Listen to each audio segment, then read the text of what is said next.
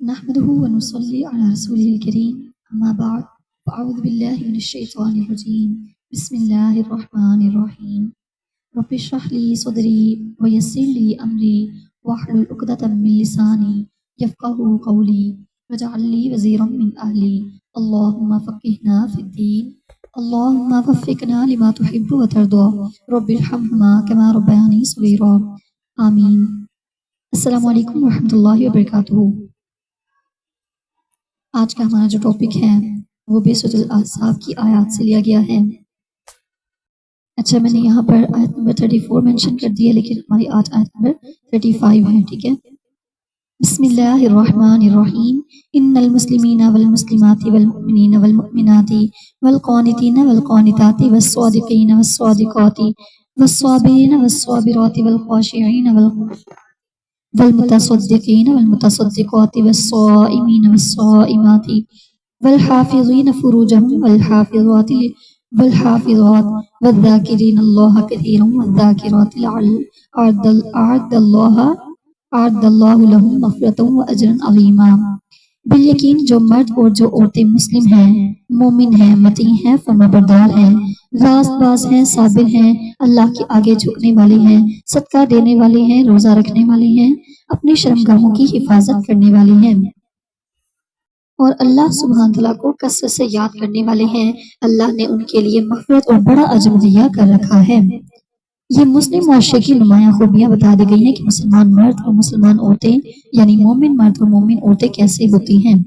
ان کے اندر ایمان ہوتا ہے، ان کے ظاہر میں اسلام ہوتا ہے، یعنی مکمل طور پر اللہ سبحانہ تعالیٰ کی فرمانبرداری کر رہے ہوتے ہیں، ان کی اطاعت مسلسل ہوتی ہے۔ قنوت کہتے ہیں دوام اطاعت کو، یعنی وہ صرف اطاعت نہیں کرتے بلکہ مسلسل اطاعت کرتے ہیں۔ مطلب یہ نہیں کہ جس چیز پہ جس آیت پہ عمل کرنے کو دل کیا بس اس آیت کو لے لیا، اور جس حکم پہ عمل کرنا مشکل لگا تو اسے چھوڑ دیا، ایسا نہیں کرتے۔ وہ کوشش کرتے ہیں کہ اللہ سبحانہ وتعالیٰ نے جو جو ہم پر حکم لاگو کیے ہیں ہم ان سب پر عمل کریں، اللہ کی اور بلکہ مسلسل اطاعت کرتے ہیں اللہ کی، اور جھکے ہوئے ہوتے ہیں،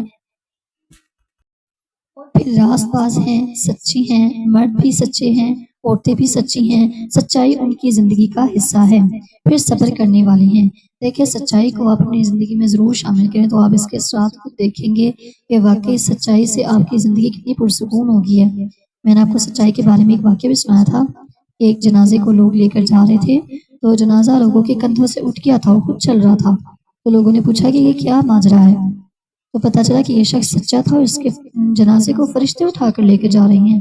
سبحان اللہ۔ اور آج ہم خود جھوٹے ہیں، ہماری اولادیں بھی آگے پھر اس طرح جھوٹ بولتی ہیں، اور ہم اس چیز کی بالکل بھی پرواہ نہیں کرتے کہ ہم کتنا بڑا گناہ کر رہے ہیں لا علمی کی وجہ سے۔ اچھا دیکھیں، میں آپ کو ایک مثال دیتی ہوں کہ ہم جب بچوں کے آگے اس طرح سے فیس بنا لیں گے ڈرونے سے تو وہ پھر یہ سمجھے گے کہ یہ چیز ڈرونی ہے۔ اب جب میری بیٹی دن کے ٹائم سوتی ہے تو میں آپ کو مثال دیتی ہوں، اس طرح سے آپ کیا کریں۔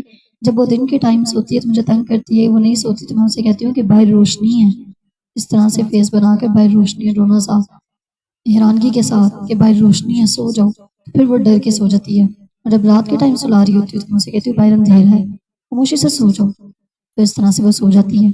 لیکن اسے کیا پتا ہے کہ روشنی کیا چیز ہے اور اندھیرا کیا چیز ہے۔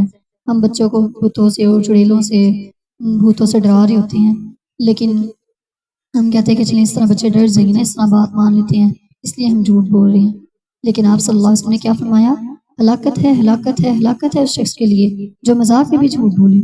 تو ہمارے لیے مذاق میں بھی جھوٹ بولنا جو ہے وہ جائز نہیں ہے۔ ہم اس طرح بچوں کو ٹال کے جھوٹ بولتے ہیں، اس طرح سے ہم اپنے بچوں سے اپنا اعتماد ختم کر رہے ہیں۔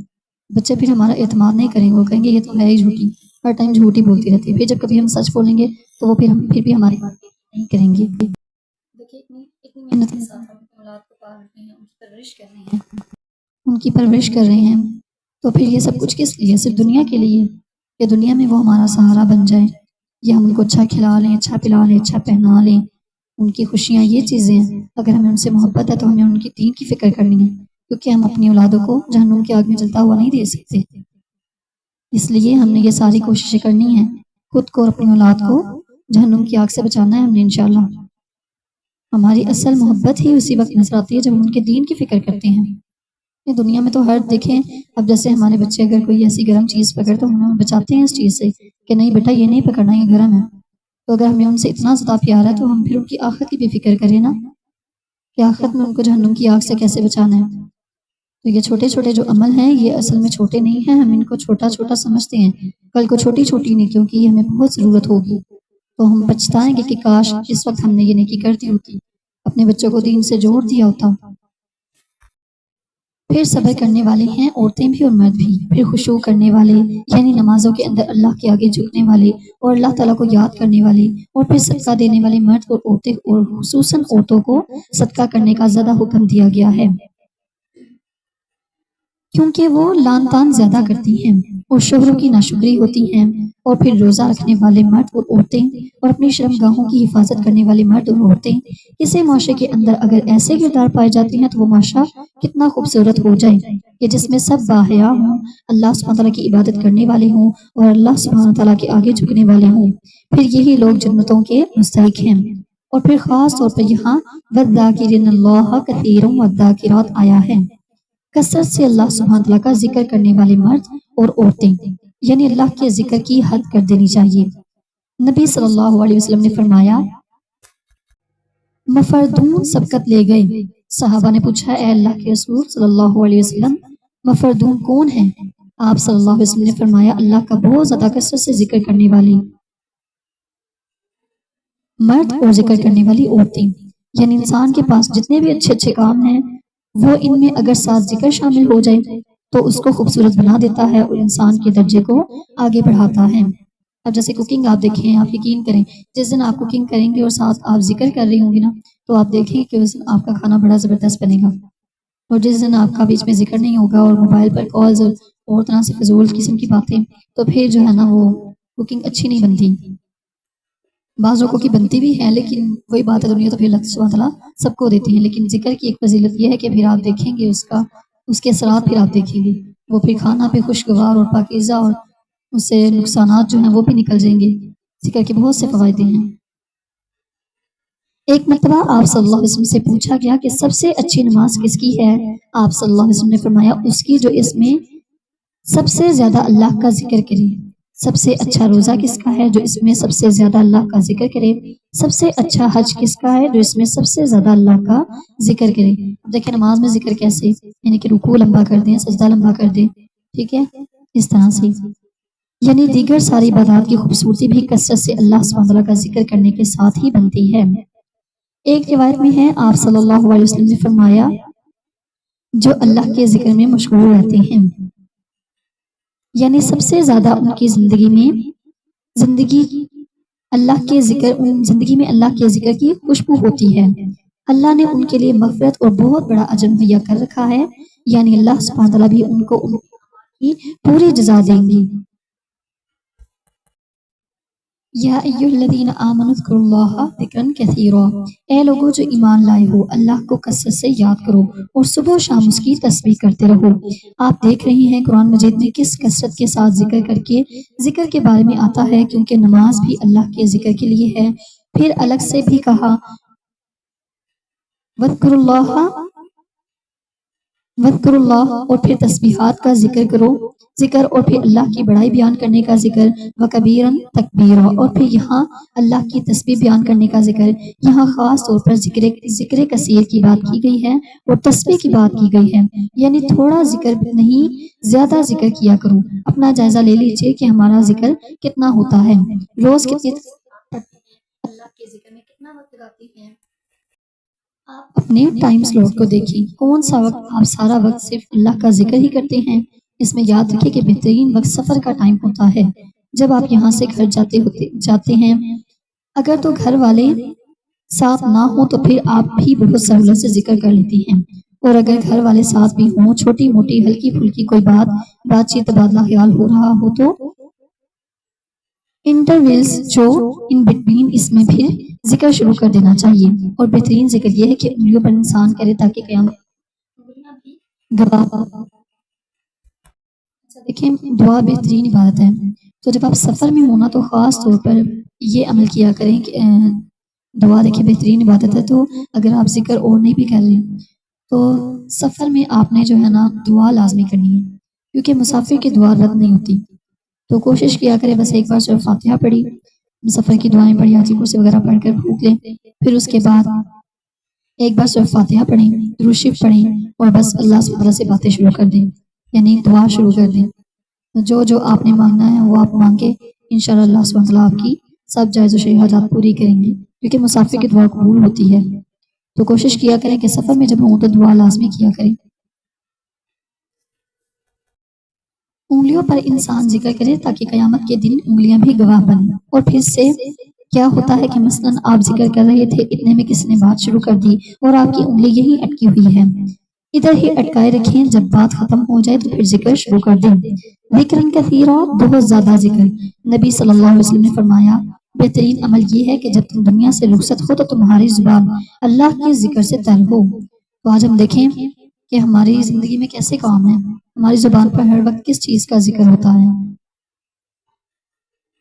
اللہ کے ذکر سے تر مرتے وقت پیاس بہت لگتی ہے، لیکن روزے میں بھی آپ دیکھیں کہ جو لوگ اللہ کا ذکر کرتے ہیں ان کو پیاس کم لگتی ہے۔ پھر جیسے قرآن مجید کی تلاوت میں تھوڑا بہت آپ کو محسوس ہوتا ہے، لیکن ایک عجیب ٹھنڈک اور لذت بھی محسوس ہوتی ہے۔ پڑھتے پڑھتے آپ اپنے اندر ایک سرور آپ کے اندر ایک سرور پیدا ہو جاتا ہے۔ جیسے قرآن کی تلاوت آپ بلند آواز سے کر رہے ہوں تو یہی حال ہے کہ مرنے سے پہلے جب جان نکلے گی، پہلے پاؤں سے نکلے گی، پھر پنڈلیوں سے، پھر پیٹ سے، پھر ہاتھ، بازو، حتیٰ کی حلق میں آ جائے گی۔ اور اگر انسان کو ذکر کی عادت ہوگی تو اس وقت تک، جب تک کہ اس کو کچھ بھی ہوش ہے، اس کی زبان اللہ کے ذکر میں مشغول ہوگی، کیونکہ باقی ساری چیزیں جو ہیں وہ جواب دے جاتی ہیں۔ پاؤں نہیں کام کرتے، انسان اٹھ کے نہیں بیٹھ سکتا، ہاتھوں سے کچھ پکڑ نہیں سکتا، آنکھوں سے دیکھ نہیں سکتا، ہاں کان سنتے ہیں، اور زبان بول سکتی ہے۔ اگر ہونٹ نہ ہل سکیں تو صرف زبان بھی، یعنی زبان ہی آگے پیچھے ہوتی رہے تو بھی کبھی لیٹ کر اپنے آپ کو تصور کریں میں مر رہی ہوں اور مرنے کے بالکل قریب ہوں، اور اس وقت جو تھکاوٹ اور تکلیف اور پینس جسم کے اندر ہوں گی، اس وقت میں کیسے ذکر کروں گی؟ نبی صلی اللہ علیہ وسلم نے فرمایا بہترین عمل یہ ہے کہ جب تم دنیا سے رخصت ہو تو تمہاری زبان اللہ سبحانہ وتعالیٰ کے ذکر سے تر ہو۔ آپ نے شاید وہ کتاب پڑھی ہو یا اس کے بارے میں سنا ہو جس میں ایسے واقعات موت کے قریب ذکر کیے گئے ہیں جن کے آخر میں ورڈز ریکارڈ کیے گئے ہیں، آخری ورڈز ان کے ریکارڈز کیے گئے ہیں، جیسے کوئی بیٹے کو پکارتا ہے، کوئی گانا گا رہا ہے، کوئی میچ کے اوپر تبصرہ کر رہا ہے، اتنے سکور ہو گئے، اتنے سکور ہو گئے، کوئی اور اسی طرح کی باتیں کر رہا ہے۔ تو ہر شخص وہ باتیں کر رہا تھا جو وہ زندگی بھر کرتا تھا، جو زندگی میں سب سے زیادہ اس کو پسند تھی وہ موت کے وقت کر رہا تھا۔ تو ہمیں اگر زندگی میں عام دنوں میں اگر ذکر کی زیادہ عادت ہوگی تو انشاءاللہ مرتے وقت بھی خود بخود ذکر آٹومیٹیکلی زبان پر آ جائے گا۔ رسول اللہ صلی اللہ علیہ وسلم کثرت کے ساتھ یہ کلمات سبحان اللہ و بحمدہ استغفر اللہ و اتوب الیہ فرماتے تھے۔ پھر اسی طرح آپ دیکھیں کہ صبح و شام زیادہ ذکر کرنے کی اہمیت ہے، سارا دن بھی کرو لیکن صبح و شام ذکر یہاں کیا گیا ہے۔ سبحوا بکرۃ و اصیلا، دیکھیں صبح و شام کے اذکار جو ہیں ان میں اگر آپ کو باقی اذکار نہیں آتے تو آپ اتنا کریں کم از کم کہ بسم اللہ الذی لا یضر مع اسمہ شیء فی الارض ولا فی السماء وهو السمیع العلیم، یہ والی دعا 3 بار فجر کے وقت اور عصر کے وقت پڑھ لیں، ٹھیک ہے؟ اور 1 بار آیت الکرسی اور 3 بار سورہ فلق، سورہ ناس اور سورہ اخلاص، یہ 3 بار پڑھ لیں۔ 3 بار سورہ فلق، 3 بار سورہ ناس اور 3 بار سورہ اخلاص صبح و شام، اور 1 بار آیت الکرسی، ٹھیک ہے؟ یہ اذکار لازمی کر لیا کریں، اور اپنے بچوں پر پھونک دیا کریں اور اپنے گھر والوں پر، ٹھیک ہے، اپنے گھر پر۔ یہ حفاظت کے اذکار ہیں، یہ ہمارے لیے بہت بیسٹ ہیں، اس لیے ان کی کوشش کریں کہ ان کو اپنائیں، اور باقی جو ذکر نہیں یاد ان کو بھی یاد کرنے کی کوشش کریں، انشاءاللہ آپ دیکھیں گے زندگی آسان ہو جائے گی۔ رسول اللہ صلی اللہ علیہ وسلم نے فرمایا جو شخص فجر کی نماز جماعت کے ساتھ پڑھنے کے بعد بیٹھ کر اللہ کا ذکر کرتا رہے یہاں تک کہ سورج نکل آئے، پھر 2 رکعت پڑھے، اس کے لیے 1 حج اور عمرے کا ثواب ہے۔ انس فرماتے ہیں کہ پھر رسول اللہ صلی اللہ علیہ وسلم نے فرمایا پورا حج اور پورا عمرہ کرنے کا ثواب، پورا حج اور پورا عمرے کا ثواب، اور پورا حج اور پورا عمرے کا ثواب، اس طرح آپ صلی اللہ علیہ وسلم نے 3 مرتبہ فرمایا۔ پھر اس طرح سبحان اللہ بکرۃ و اصیلا کہنے کا بھی بہت اجر ہے، کیونکہ اس میں بکرۃ و اصیلا کا ذکر آیا ہے۔ ابن عمر رضی اللہ عنہ فرماتے ہیں ہم رسول اللہ صلی اللہ علیہ وسلم کے ساتھ نماز پڑھ رہے تھے کہ لوگوں میں سے ایک آدمی نے کہا اللہ اکبر کبیرہ والحمد للہ کثیرہ وسبحان اللہ بکرۃ و اصیلا۔ رسول اللہ صلی اللہ علیہ وسلم نے فرمایا اس طرح کے کلمات کہنے والا کون ہے؟ لوگوں میں سے ایک آدمی نے عرض کیا اے اللہ کے رسول میں ہوں۔ آپ صلی اللہ علیہ وسلم نے فرمایا کہ مجھے تعجب ہوا کہ اس کے لیے آسمان کے دروازے کھولے گئے۔ ابن عمر رضی اللہ عنہ فرماتے ہیں ابن عمر رضی اللہ عنہ فرماتے ہیں کہ میں نے ان کلمات کو پھر کبھی نہیں چھوڑا جب سے اس بارے میں نے سنا رسول اللہ صلی اللہ علیہ وسلم کو یہ فرماتے ہوئے۔ تو اللہ سبحانہ وتعالیٰ ہم سب کو بھی صبح شام کے اذکار کرنے کی توفیق عطا فرمائے، اپنا کثرت سے ذکر کرنے کی توفیق عطا فرمائے، کیونکہ انسان جس حال میں جیے گا اسی حال میں مرے گا، پھر اسی حال میں اٹھایا جائے گا۔ تو اللہ سبحانہ وتعالیٰ ہماری زندگیوں کو پاکیزہ کریں، ہمیں ایمان کی موت نصیب کریں، ایمان پر ہمارا خاتمہ ہو اور مرتے وقت ہمیں کلمہ نصیب ہو، آمین۔ وآخر دعوانا ان الحمد للہ رب العالمین۔ السلام علیکم ورحمۃ اللہ وبرکاتہ۔